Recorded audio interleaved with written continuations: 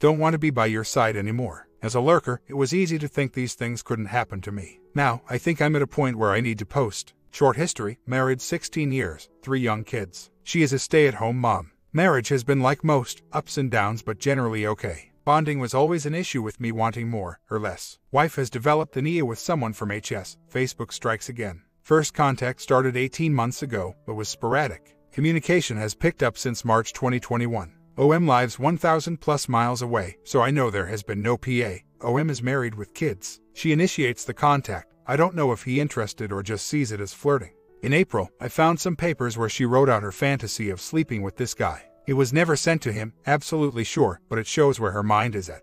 I confronted her and we are an MC. I quickly realized I was a nice guy and have made changes to correct that. I've implemented a pseudo 180 and it helped. EMC has uncovered that I'm seen as a daddy figure, which C is rebelling against, and that my wife has regrets about not sowing her wild oats when she was younger. She has asked for a separation. I told her if that was what she wanted, then she would have to move out, not me. I know that she still has contact with the OM via text or FB. I don't really have access to either. Keyloggers won't help and I'm not sure that it makes a difference. She has repeated asked for space, but I know that OM is planning on being in town soon. Perhaps within the week, I don't know. I don't know the OMW or if telling her would help. So far as I can tell, my W is the aggressor and he is flirting back. He doesn't seem to be pursuing her. It would be in denial by him. I do only have a few days, as it seems he'll be here visiting family this week. This relationship has been discussed in MC. She blows it off like it is no big deal. I know more than she thinks and have been calling her on it. I've already called her on sitting on the fence. She says she wants to work on the marriage. She doesn't know that I know he's coming to town.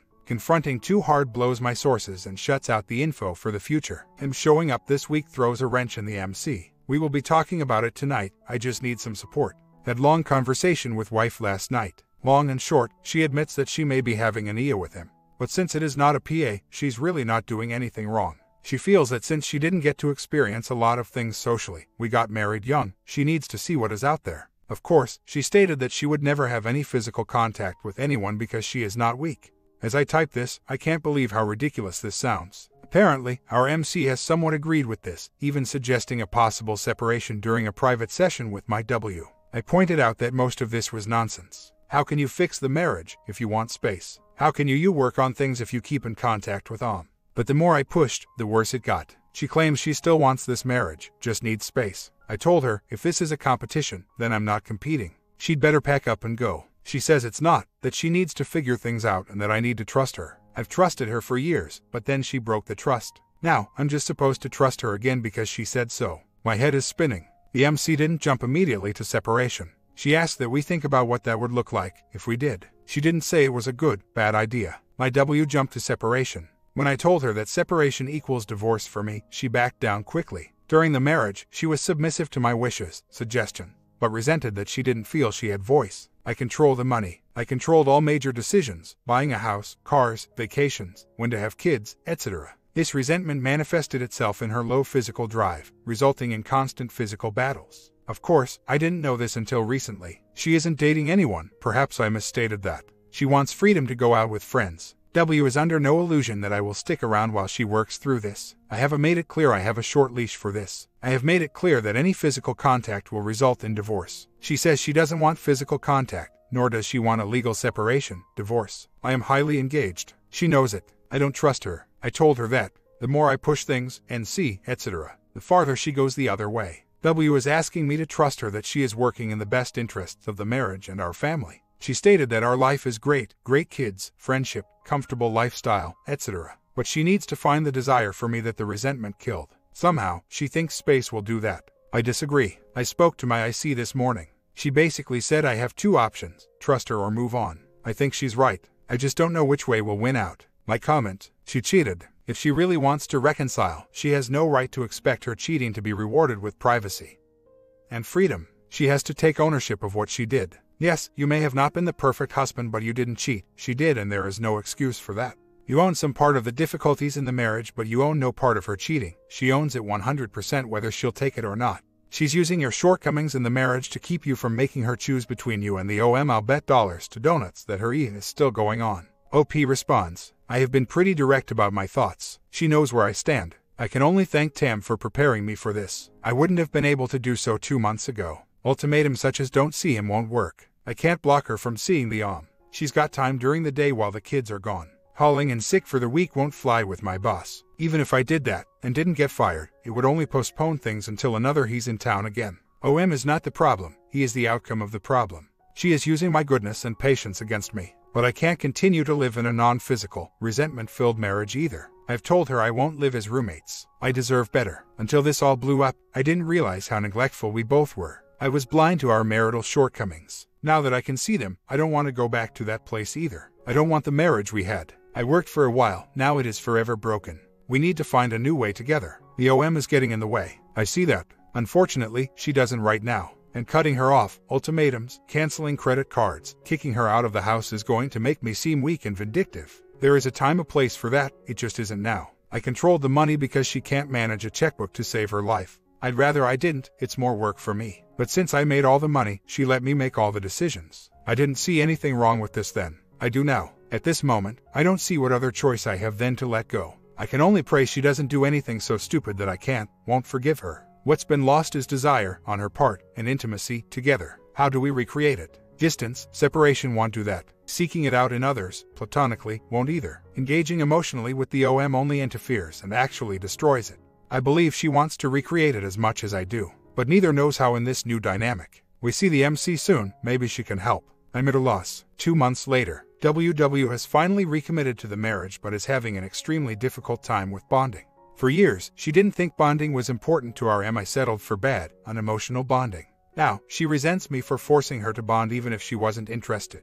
While she never said no, I should have known by her body language that she didn't want it. Obviously, this revelation has been devastating for me as I've always put her first in everything. Again, a nice guy. Her resentment has built up to the point where she doesn't want bonding at all. However, she knows that if we don't, the is over. She is rewriting history. She admits she should have said something. But she blames me for not knowing. She can be physical. I know it, she knows it. Resentment about our physical life has shut that off for us as a couple. How do we rebuild the desire? Weeks later, this resentment has now built up to the point where she says she doesn't think she could ever sleep with me again. An obvious deal breaker. We've gotten to the point where we are discussing a separation or a D. She wants a separation to see if she can get over this resentment and have a full again. She's also admitted that she's scared about the consequences of a D, money, kids, etc. Part of me thinks she wants the separation as a trial DC if it's better, worse than she thinks. I'm not sure if I should agree to this and stay in limbo or just proceed to a D. Can a separation work? Has it worked for anyone else? Are there guidelines or does anything go? Her idea of a separation is that I leave and she stays at the house. I pay the bills and get to see my kids a couple nights per week and every other weekend. Sounds like a D to me. He has been on the table for the past 2 weeks. The separation idea is hers. She thinks that with some space, maybe she can come around. I may be fooling myself thinking that an S could work. I've started looking into an attorney. I guess she will have to give me some guidance as to what to do. S or DW says if I file for D, she won't contest anything. Yeah, right. Met with an attorney. He strongly recommended I not leave the house. Once you leave, it is almost impossible to get back in. He also stated that it would set precedent for child custody and possibly spousal support. As he eloquently stated, what's in this for you? She gets the kids, the house, her bills paid for and could possibly date other men. All you get is hope. Sometimes you need a smack upside the head to see truth. Final update. As I sat there, listening to my wife talk about her supposed need for space, I couldn't help but feel a mixture of anger and heartbreak. This was the woman I had married 16 years ago, the mother of my 3 children, and now she was talking about potentially having an affair with someone she reconnected with on Facebook. I had put so much into this marriage and it was falling apart right before my eyes. I couldn't understand how she could just throw everything away like it meant nothing.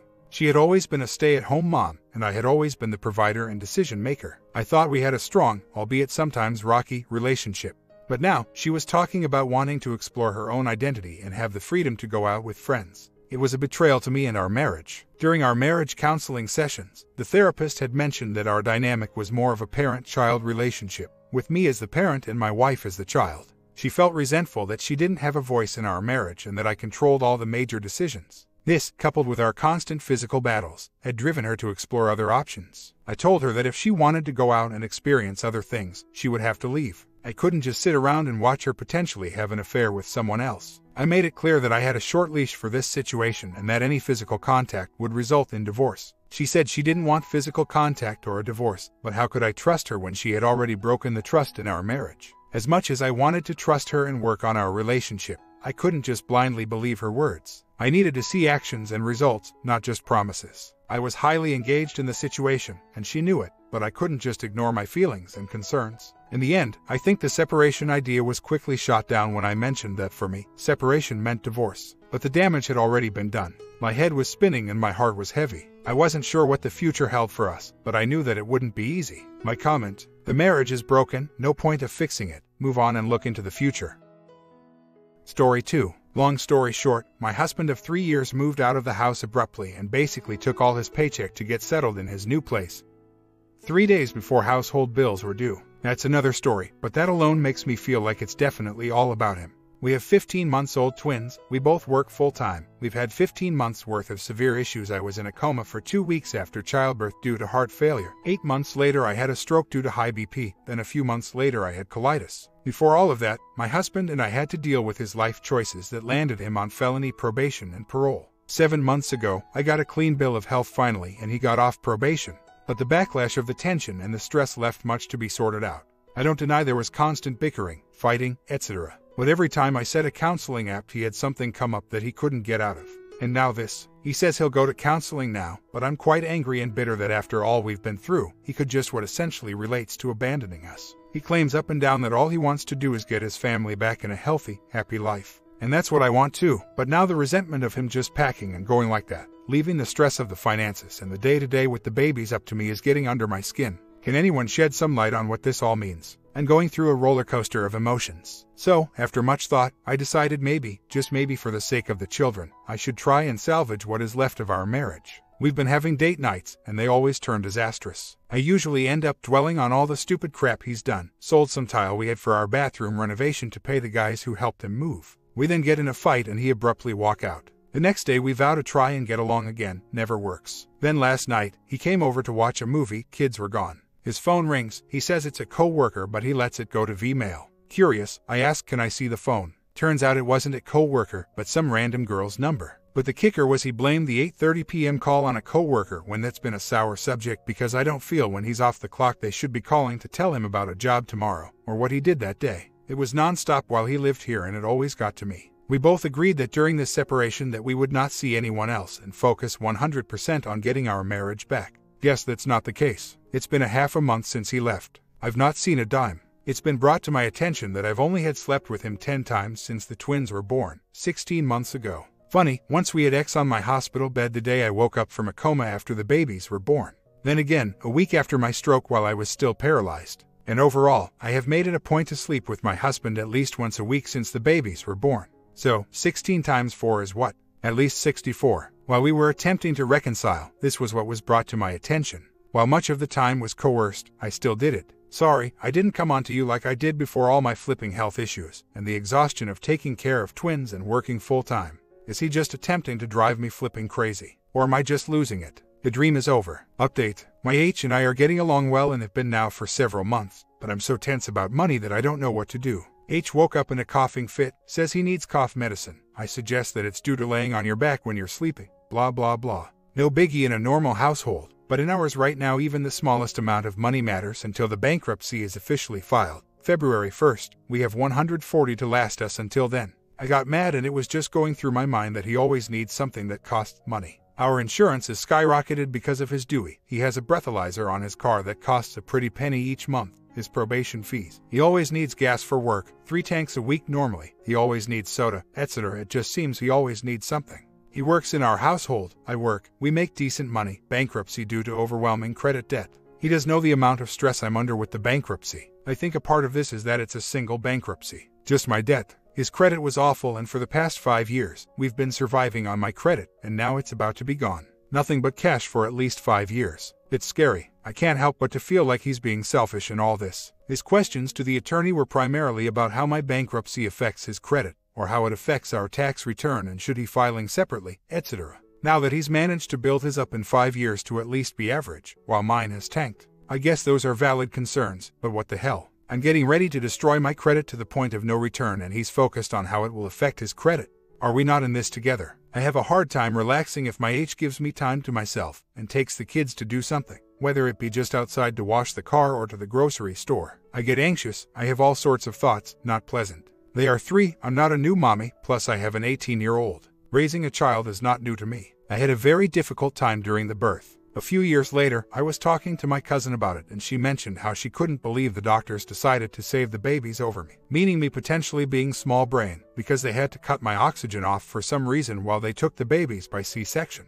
I knew some about what happened, but not everything. This was one of those things I didn't know. It bothers me to this day. I see my children differently, all three in fact, not just the twins. But it dawned on me that I came so very close to never being able to hold my babies, and I'm so thankful the doctor made the choice he did. I seem to have an extreme fear of something happening to one of them when I can't hear or see them. I don't have this fear when they're at daycare. It seems to happen only with my H or my mom, older daughter, and I do it with her. Is this natural? Do I have to just force myself to somehow quit worrying so much and enjoy my quiet time? I don't know how. I figure it has something to do with not drinking too. I haven't always been like that with my kids. When I wasn't focused at work during the day, I was buzzing or drunk in the evening. No time to be anxious. I just stayed at some level of intoxication. I guess I never realized how much drinking affected my life, and it still is apparently. Those closest to me have mentioned PTSD, primarily due to the childbirth and then the stroke. I'm not going back to alcohol. Never say never, and I love the way I feel overall. I know I have to develop a different set of tools to deal with life now, as opposed to drinking feelings away.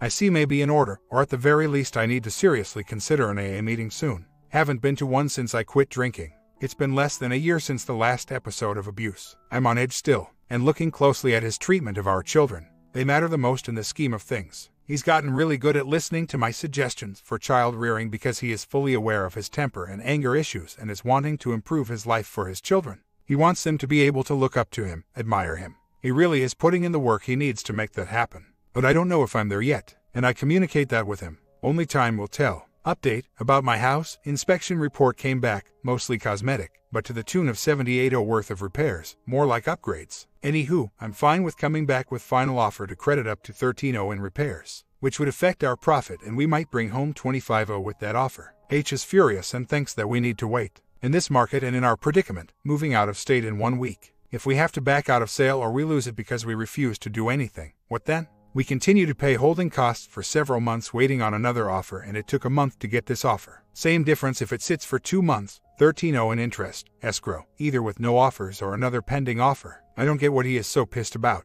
The mortgage is in my name only. Isn't this my decision ultimately? And the offer pays off the mortgage with a couple grand in our pocket. What am I missing? I feel like I'm going crazy. And when this argument started last night, it really didn't occur to me that this loan is in my name. I only want to pay it off. If we get a few bucks, great. Just not required. I just want to be done with it. He just sent me a text telling me he guesses he needs to be okay with it. Selling this house was the biggest unknown. Damned if I'm going to let $1,000 or so get in the way. Even with our counter, still no guarantee anyway that they'll accept. I just feel like this was one of the most selfish arguments we've had. If he lets go of the argument now, do I let it go too and just remember he's under stress with all this too? He accuses me of not even considering his position, not letting him be a part of family decisions. What does that mean? He didn't want to offer anything towards repairs, and I wanted to go with our top number. I compromised with $13,000 and not the $25,000 I originally suggested. So, he's still pissed. When we're faced with a foreclosure that will affect my credit, or settling on an offer that will not pay loan off, how can I not mention that or use it in the ultimate decision when we're squabbling over a few bucks that would prevent any credit problems for me?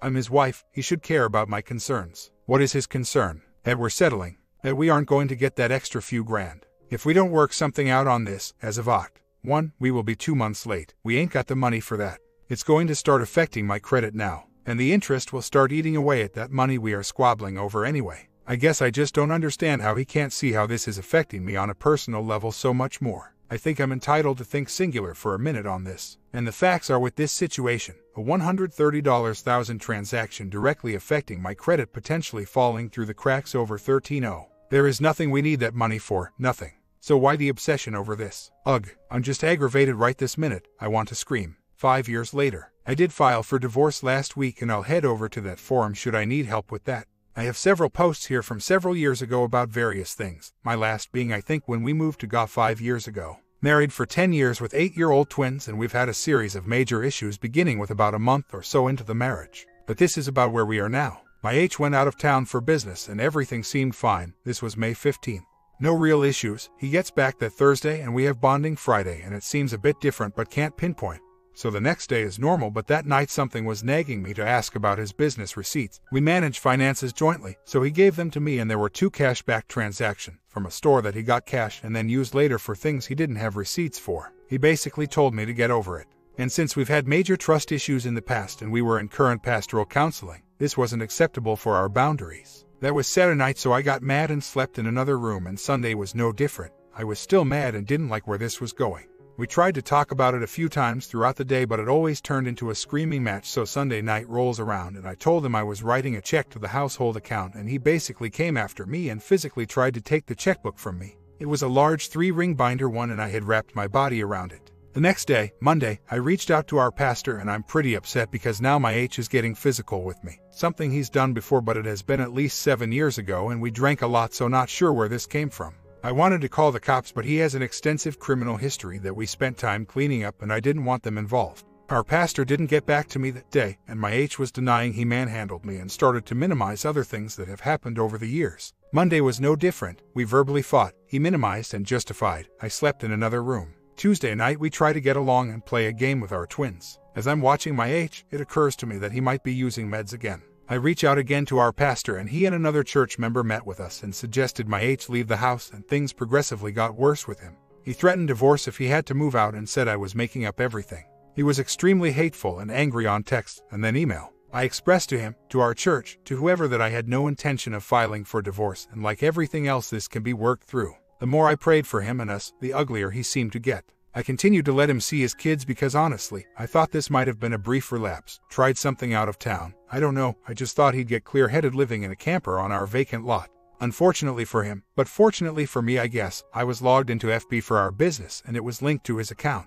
I knew it was there, but never looked. But I opened it about 2 weeks after he was asked to leave, and after 2 weeks of him denying doing anything wrong, I came across a chat session of him and an ex from TX having video sessions and planning a fun time for that weekend. Also, other messages reaching out to another ex-GFs in TX. I did text him and let him know that until a court order is in place, he won't be seeing the kids. That was the last text between us, and I filed for divorce the following week. He sent emails threatening this, that, and everything. But it's water off a duck's back. I do know he manhandled me over a checkbook and had increasing overall anger, aggravation about him, among other things. I tested him for meds because I couldn't find real evidence of cheating, but he was acting odd. I reached out to our pastor to help figure out what we can do, and of course H flat out denies everything, claims I'm making it all up, and so our pastor suggests separation for 30 days. And H promptly announces to us all that if he has to move out, it is over and he's filing for divorce because this is all lies, he says. So here I am just over a month later, and while I haven't been served, I decided to file for divorce, and he should be served this coming week. Problem I'm having now is ever-increasing anger at me, my family, in the area, his threats of doing away with or not paying for marital property. I've been a stay-at-home mom for 5 years, and everything is in his name now, and I have no income, and the kids are on summer break, 8-year-old twins. I have cut his contact to his kids because about 2 weeks after he left, I found him chit-chatting and having video sessions with an ex on FB 20 hours away and planning a hookup that weekend. Meanwhile, he was asking me if he could take the kids fishing that same weekend. So yeah, with no custody arrangement in place, I felt uncomfortable with it all. Anyway, he seems to be getting worse with med use, I guess, or some other mental condition. I think I've decided I need to go no contact and file a restraining order and let my attorney deal with him. We're down to email contact only, and I've already set it to automatically go into junk. But you know, we're only human, and if I hear the notification, I'm tempted to open it. He's just gotten so hateful to deal with on any level. And just some background, he cycles through something every 1 to 2 years. Looking back, there was always something pretty big he'd done against our marriage vows. And this is the straw this time. I do continue to pray for him and for our children and our future. Months later, my H and I just recently separated, and I've been able to do a lot of reflecting on this whole thing. 5 months now. The separation began when our preacher asked him to move out because I had gone to him a few days earlier, and a few months earlier, expressing my concern over H's increasing anger. It had been building for nearly a year before now. We have 8-year-old twins and live in a small Christian community, and he did a lot of jobs around town for our family business. And it started with increasing vulgarity, then an increased sense of pride and ownership, increased self-centeredness, to an increased meanness, short-fused. I don't know, things were just building with him. I don't know or care at this point how much our community saw. That's just what was in our house around our children. H and I were fighting like cats and dogs, and he threw things, and his language and talk was atrocious, and the final straw was when he got physical with me over a checkbook. I reached out to our pastor, and between then and the time we met with him, my H tested positive for X. He cried false positive, which it may have been, but he denied the physical aspect, claiming it was a mutual physical fight. As in, she did this, so I did that. And this had been the second time he scared me in as little as 6 months. It seemed to start with an anger towards my son-in-law, but that's a long story in and of itself. Anyway, we separated, and he got even more angry and denying and rewriting our entire marriage. We had our first court date a few weeks ago, and he lied so bad on the stand it was sickening, and unfortunately, I had a terrible lawyer. Since our separation, the rumor mill around town tells me he's been here and there with 3 different women. Discovery of bank statements shows an incredible spending spree, cash withdrawals like crazy, out-of-town trips, buying phones, new lines on his cell, etc. His cell records show around-the-clock communication, calls and texts. Much like a med user, he also reached out to 2 ex-girlfriends from 20 years before. This was on Facebook through messaging. One of the chats was pretty dirty and discussing meeting up not 3 weeks after he was asked to leave our home. Then he serves me divorce papers a month after, seeking sole custody of the children after we've molded our lives into me being a stay-at-home mom for the past 5 years. What did I do so wrong other wanting the anger to stop? At the end of the day, all that matters is how our kids will be raised. We've been through a lot in our marriage, a lot of problems in 10 years. But never have we not been able to talk civilly to one another or be in the same room. But he just seems to hate me. I pray for the day we can just talk, the day we can civilly discuss anything. Discuss what we were doing all this for to begin with. Where did his focus go? It's like he's a whole other person. He says he's angry about 2 things. That I falsely kicked him out and that I lied about the fight, and my accusations that he was using X. Number 1. His anger was taking over and he couldn't see it, and number 2, I said he tested positive for X, not that he was using. In fact, since he passed 2 or 3 more drug tests, it could have been the nasal spray he admits to using, which actually is an abused substance as well, especially since it's over the counter. It produces the same symptoms as X when it's abused. A lot of our problems from the past 10 years stem from substance abuse and from his lying and cheating. While I've forgiven him several times in our marriage, we've gone through 5 different therapists. It seemed every time we approached the real work, other things came up. I've done a lot of self-reflection this past 5 months, and I know I never truly forgave him. After about the 5th or 6th major lie in our marriage, our foundation was pretty cracked, almost beyond repair. But with God, I know anything is possible. And that's where I'm at. Having been around my children for nearly 5 months, mostly by myself, I know that all they want is mommy and daddy back together. Without the fighting, though, they tell me that. I know it's more pleasant this way. I just read horror stories about children of divorced parents, and think surely me and H are big enough people to make this work successfully. I just know I couldn't live with his increasing anger, and aside from our pastor, he refused any further counseling. He said it was a waste. We set this life up for our children. Why is he doing this? Is he so prideful that it doesn't matter? Am I missing something? I just know as a child of divorced parents, it's awful. I don't know, maybe I'm the crazy one. I just found out yesterday that my H had his 22-year-old girlfriend at his place with my 9-year-old twins on his very first scheduled weekend visitation. She's also newly separated with a 1-year-old child herself. My kids told me about some girl last weekend at his place, and I asked him on text, and he claimed it was someone he didn't know that my daughter knew. It didn't make sense, but I let it go, and my H assured me that I have nothing to worry about and that he wouldn't do that. But then there was a FB posting this weekend that made me curious about her, and my kids told me that was Daddy's friend that was with them last weekend. In the best interest of my kids, what can I do, if anything? We each have attorneys, and I want to bring this up. I honestly don't care about him and who's he with, but he has my kids every other weekend, and he's already introducing them to someone else and lying about it, and the divorce is barely underway. My comment: inform your attorney about this immediately. Your STBX could well get him in trouble by your presiding court judge. The legal system takes an extremely dim view of this activity going on during a divorce, much less post-divorce, unless, of course, he actually comes to marry the woman.